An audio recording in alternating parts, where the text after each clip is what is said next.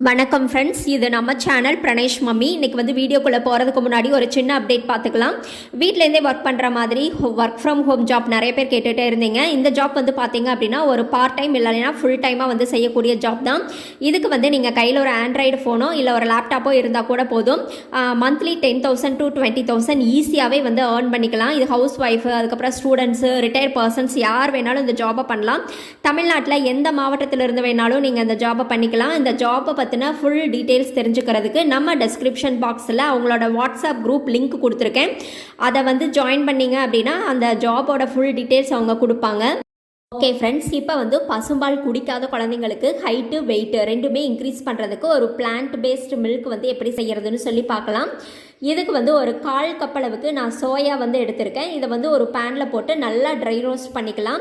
Soya வந்து பார்த்திங்க அப்படின்னா குழந்தைங்களுக்கு ஒரு பிளான்ட் பேஸ்டு மில்க் இதில் வந்து ரெடி பண்ணி கொடுக்க முடியும். குழந்தைங்களுக்கு தேவையான எல்லா சத்துமே இதில் வந்து கிடைக்கும். குழந்தைங்களும் நல்லா விரும்பி குடிக்கக்கூடிய ஒரு மில்க் ரெசிபி தான் இது. இதோட கலர் வந்து லைட்டாக சேஞ்ச் ஆன உடனே இதை நம்ம ஸ்டவ் ஆஃப் பண்ணிவிட்டு எடுத்து கூல் டவுன் பண்ணிக்கலாம். இப்போது இந்த நம்ம நல்லா வறுத்து வச்சுருக்கிற சோயாவை ஒரு மிக்சி ஜாரில் போட்டுட்டு இதை நல்லா ஃபைன் பவுடராக அரைச்சி எடுத்துகிட்டு வந்துடுங்க. எந்த அளவுக்கு ஃபைனாக அரைக்க முடியுமோ அந்த அளவுக்கு ஃபைனாக அரைச்சிக்கோங்க.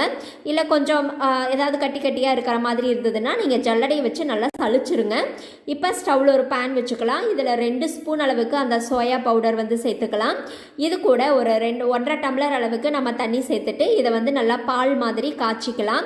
இது வந்து இந்த மாதிரி கட்டி இல்லாமல் கலந்துட்டு அதுக்கப்புறமா ஸ்டவ் ஆன் பண்ணிக்கோங்க. இந்த மாதிரி பால் மாதிரி நல்லா பொங்கி வரும். உங்கள் குழந்தை வந்து பசுபால் குடிக்க மாட்டாங்க அப்படின்னா நீங்கள் இந்த பாலை மட்டும் காய்ச்சி கொடுக்கலாம்.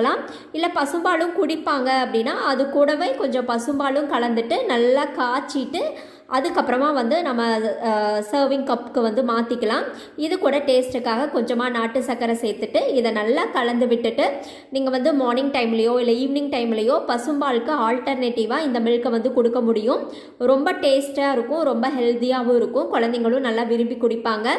இந்த சோயா மில்க் ரெசிபி உங்களுக்கு பிடிச்சிருந்தது அப்படின்னா மறக்காமல் நம்ம சேனலை சப்ஸ்கிரைப் பண்ணுங்கள், லைக் பண்ணுங்கள். அதே மாதிரி உங்களுடைய கருத்துக்களையும் கமெண்ட்டில் சொல்லுங்கள்.